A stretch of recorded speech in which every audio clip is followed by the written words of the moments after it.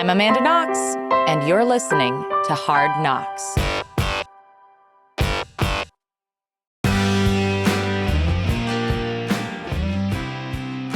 Welcome to Hard Knocks. I'm me, and you're you. It's been a week. It's been a week. It's been a week and a half. It's been a week and a half. We are here in Edinburgh Fringe, looking our most vampiric. I think that's in keeping with the town. The kids went on a ghost tour yesterday, so that was pretty cool. I'm just finally realizing that we're just done with the show now. So for context here, we've been putting on Amanda's one-woman show, Cartwheel, at the Edinburgh Fringe Theatre Festival. 11 straight days, night after night, doing this emotionally gut-wrenching performance that is part comedy, part pathos, all while facing a petition of 45,000 people who haven't seen the show to cancel it and the accompanying media scrutiny that comes with that. So it's been a stressful but fun but exhausting but illuminating, Yes, enlightening. It's all of those. All of those things are true. And the last final show was last night before we're recording this. Yes, and I've had, I woke up this morning, frankly, feeling sad. I think because I think that this experience was much more stressful than I imagined it was going to be. Much harder than I thought it was going to be. I thought I was going to have more fun doing this. And I think that's a little on me and a little on both of us, frankly. But the pressure has been on to prove myself in a different way. And I feel like I need to keep reminding myself and us that the things that we came to do, we did, and we kind of blew it out of the water in the sense that we wrote a really good show, we put it on, we went all the way, we got great reviews, we met great people who learned a lot from the experience. So all those things are great.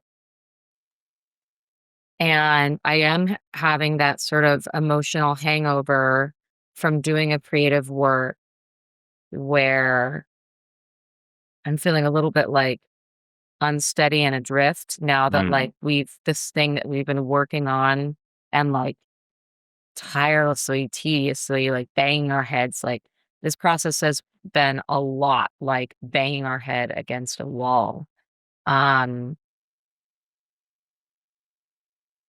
Feeling okay, now what is a It's feeling. so funny you say that, because one of the things I found so funny about the questions you kept getting during the run is people would routinely ask you, well, do you have plans to take it to the U.S.? Do you hope to do it in London? What are your plans after this? And you would always say, this is my plan. Yeah, no, and I stand by that, because I don't have a plan. I think that's where I'm a little bit unsteady now, because it's I don't have a plan, and I'm in that in-between space where I'm sort of waiting for the universe to sort of give me a vibe of what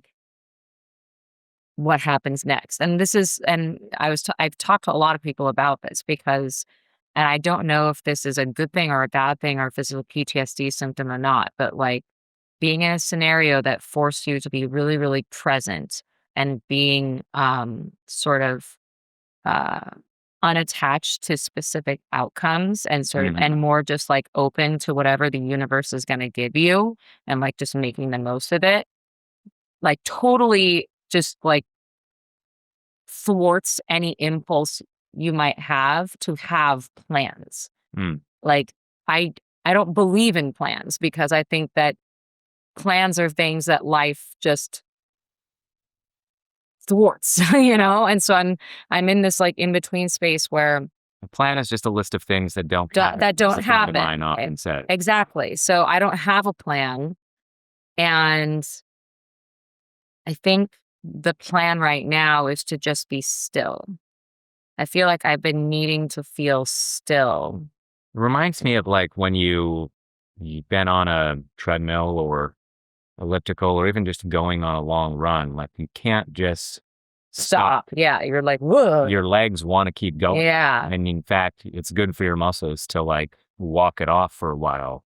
You can't Yeah. just go to stasis immediately. And I think But what does that even mean in this situation? Like, well, I mean, a little bit, it's this right now, it's the afterbirth of the birth, right? Like you worked really hard to deliver this artistic endeavor and it's been delivered, but like the process of getting it out into the world and telling people about it and reflecting on it. And I mean, it's a little bit like a post mushroom trip, even too. It's like you need to integrate, right? You don't just I mean, stop there's a and lot of hard stuff that I need to integrate. Like, this has been really hard on us. Like, this has been the hardest thing that we've creatively worked on together that has led to Mhm. the most conflict. And that is something I need to process. I need to process the fact that, like, this experience brought out how the cultures really feel about me Hmm. in a way that was left kind of oblique prior to this. Like, prior to this, the negativity was typically coming from their lawyer, and I always sort of held out hope that they were more reasonable than he was. And I think that, this experience has, and for being directly addressed for the first time by the family, has clarified their stance towards me in a way that is, something that I'm still grieving. Hmm. Like, I'm believing that, that they still look at me like a villain Yeah. without ever actually looking at me. So that really hurts, and I'm processing that. Um, I'm processing a lot of gratitude towards a lot of creative people. Hmm.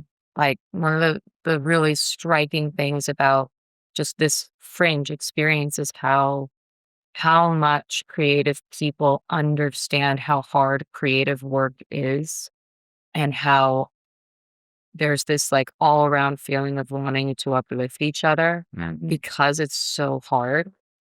Um, There's a lot of that. I mean, there's also snipey snakes in the grass people. I haven't noticed snipey snakes in the grass.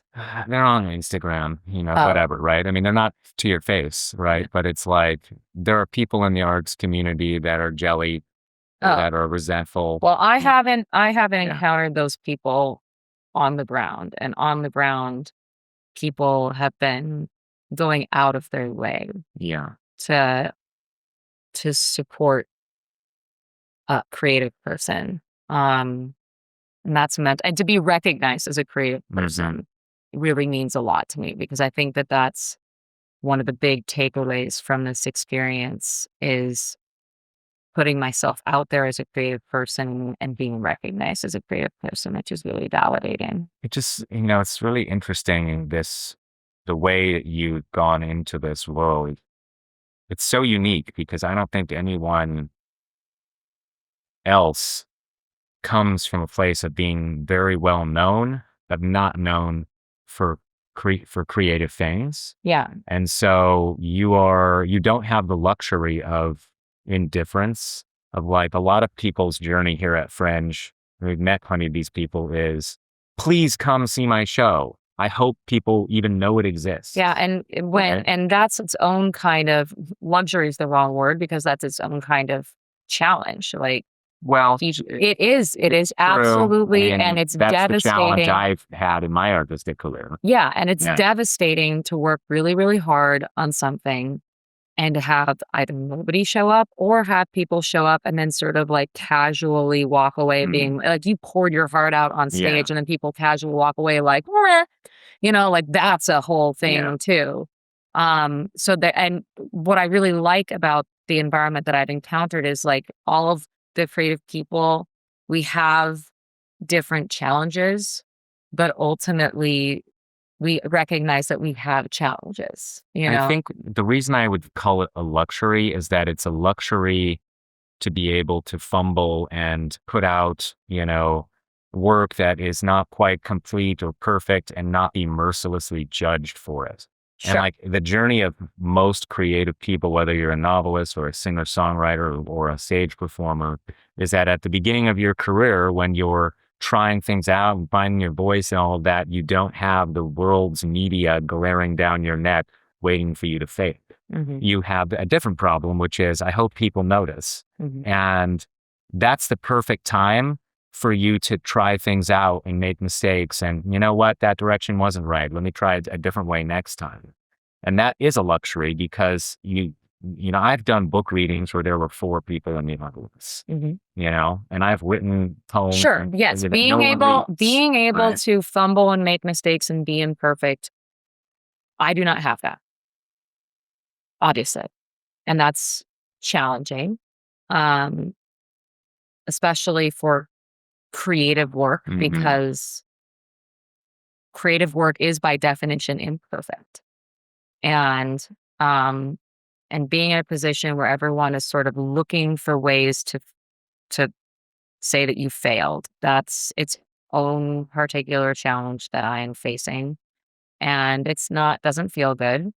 Um, but also, like, I think one of the biggest challenges that I've had to face here is allowing myself to be imperfect and to be okay with that. And like, it's it's traumatizing because in my past, like not being perfect meant dire consequences. Mm. And so, but like now, it truly is. No one's throwing in me in prison for, like, not telling the perfect joke. Yeah. And and I'm and that's great. And I hope I feel like I've come away from this experience feeling like people are I know there are other haters out there, but most people are giving me room to grow, which is nice. I mean, yes, I think the fellow creatives are like that. Mhm. Um, the reviewers, some of them are like that and some of them aren't. Mhm. And, a friend of ours, comedian friend of ours recommended, early on, can you make your show a work in progress? And, say no reviews. It's just me trying something out. And the truth is that we couldn't do that. And that was proving even on night one, which was a preview night here at the Fringe. They're not supposed to be media at a preview night. They're not allowed to come in and review the show. But of course, it wasn't just tabloids that were there. There were like the Times UK was there and they bought tickets as a normal audience member to get in on that first preview night so they could write all about it. And that means that even if you try to go out there and say, hey, I'm just trying something out, go easy on me, like no one's going to do that. Yeah, no one's ever gonna go easy on me. You know, But that's just it means that the pressure you put on yourself has been like, I need to do my I can't best. go easy on you. Yeah. 'Cause no one else is going to go easy on me. And that's been something that has been challenging because also you haven't been easy on me. Um, so I think that I'm excited to a friend of mine was saying that she didn't really like it takes a few weeks for you to after Fringe to like know how it went. Hmm. And so right now I'm accepting the idea that, like, I have no idea how it went. I think it went I think from, like it's interesting, when I talk to other people, everyone else is like, "Oh my god, it went so well."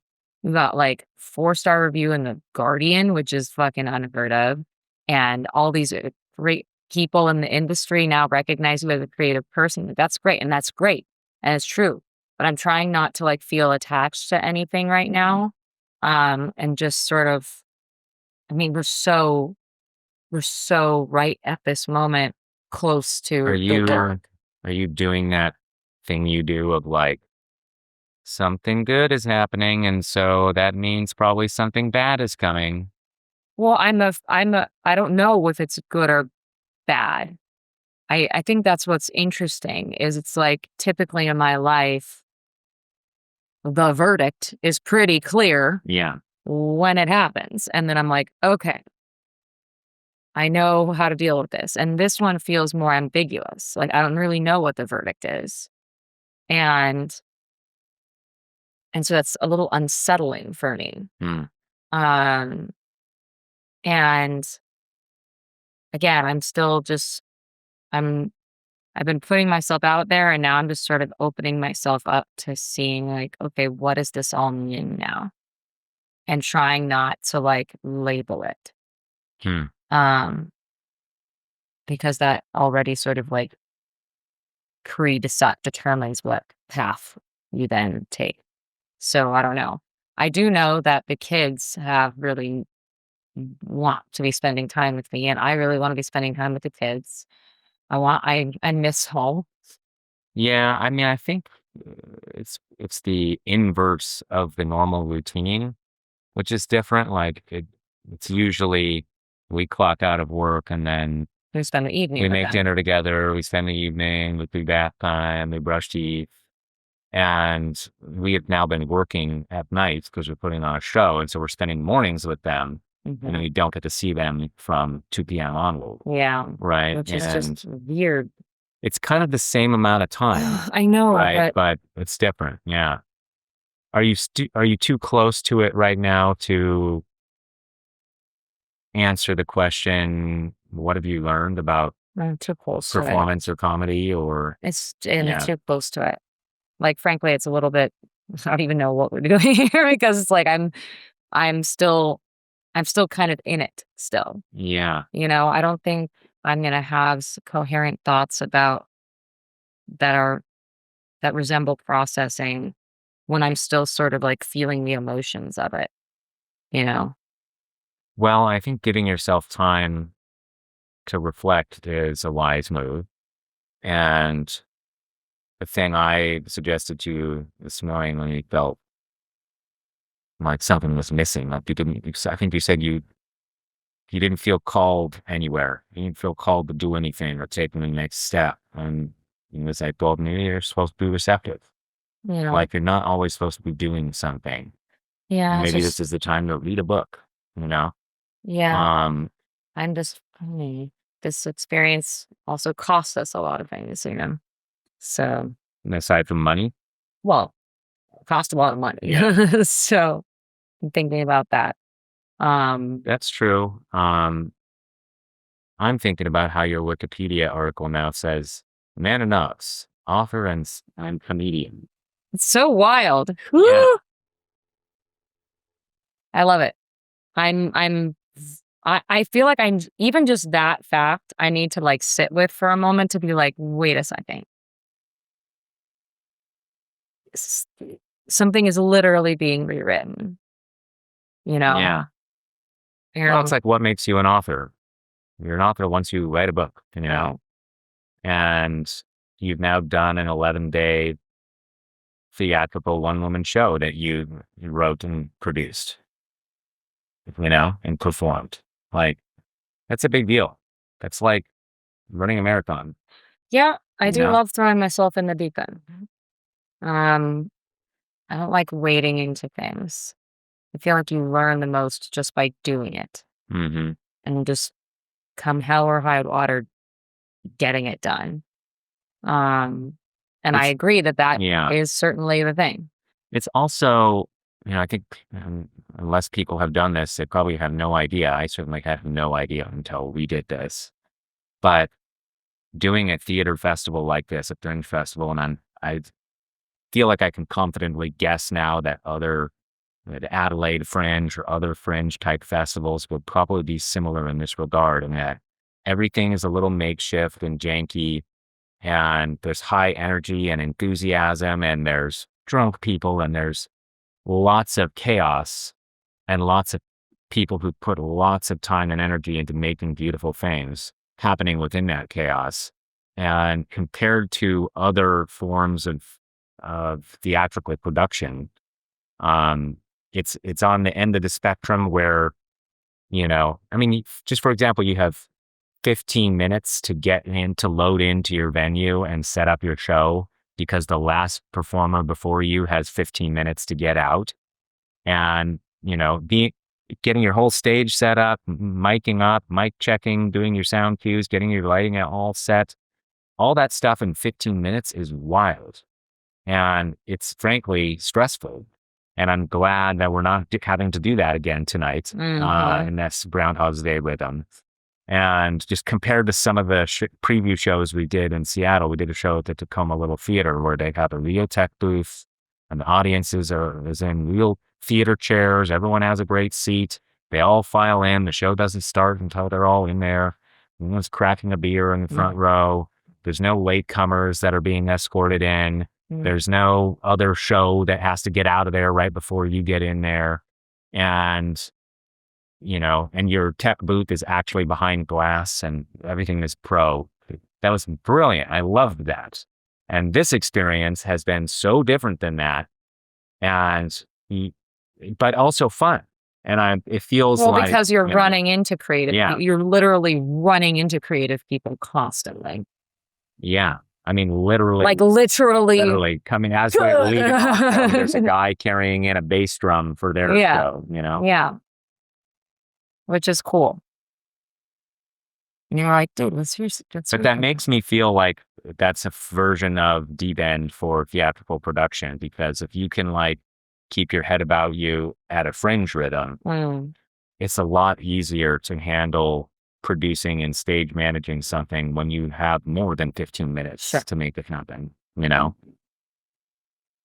So I'm kind of looking forward to that. I feel like I got a big education in what it's like what it takes and how many people and different roles are required to surround you as the performer of a one-woman show, and just a shout out to all the people who helped us on this, like Andre Sapp, our managing producer, basically kept everything running while we were laser focused on this. Yes. There's the only reason you'll ever hear what we're saying right now is thanks to Andre. And then Danny Powers, our theater tech, who was brilliant throughout, and also kept the positive energy. Yes. Always there to give you a high five, to note what went well. He was I needed that energy. Yeah. Some good dramaturgical suggestions as well. This is a playwright. Henry DeBrise, our friend who came and helped out with security. So we don't have to worry about all the worst case scenarios, which is amazing.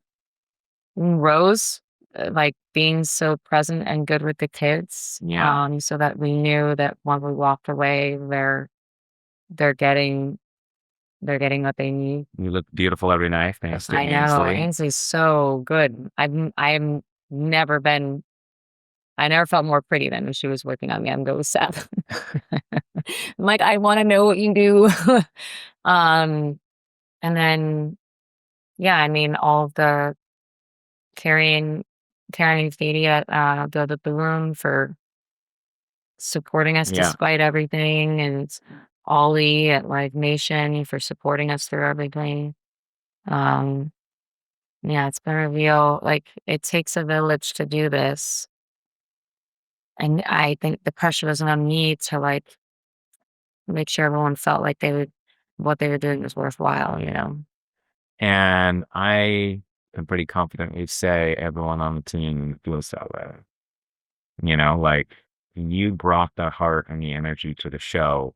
And it was a show people believed in, which is why they worked hard and why they stood up for it. I don't know that I even could have put energy into it if I didn't believe in it,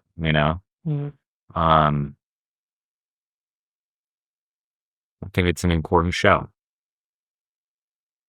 And whenever you do something that pushes your own boundaries and that has something meaningful to say, you always seem to get a lot of negative energy coming back at you.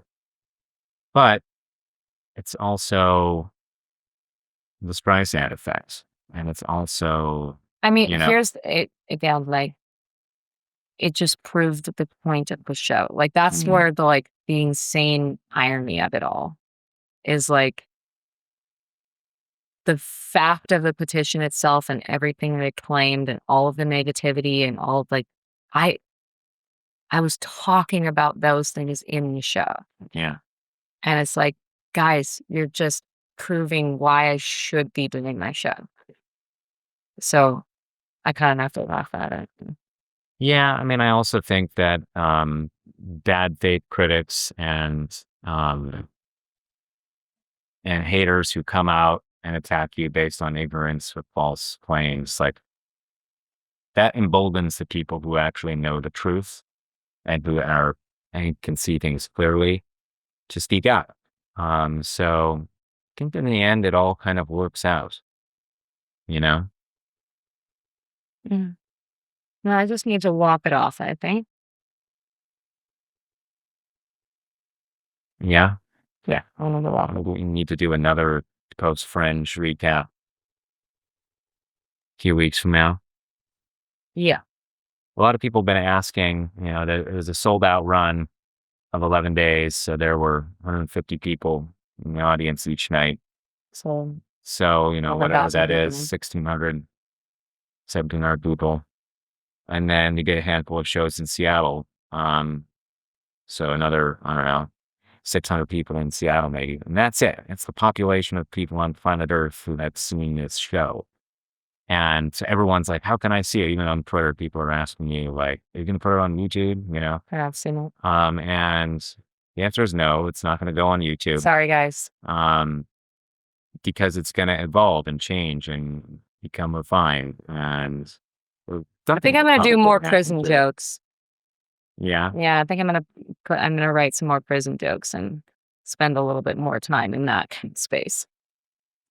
Yeah. Well, the thing about Fringe is that you get an hour in your time slot. And if this show evolves into a theatrical run somewhere else, It could be a little it can be longer. longer. You're not necessarily beholden to that. And that means you can kind of stretch out certain parts and dwell and humor a little more, I think. Um, yeah. Well,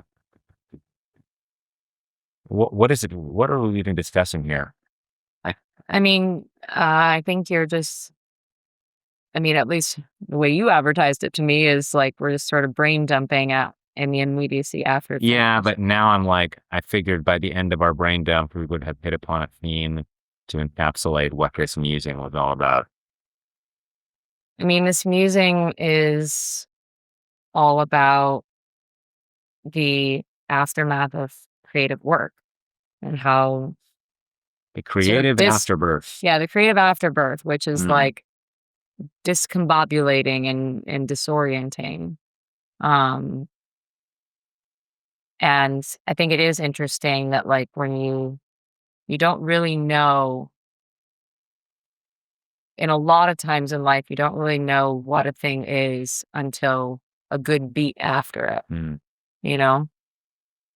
And it's very easy to cave to the impulse to Yeah. try and nail down what it Yeah. is right And away. I don't think Yeah. you should because it's not clear yet. So let it be. I think that's a good note to end on. Yeah. All right, let's go for a walk. Yeah.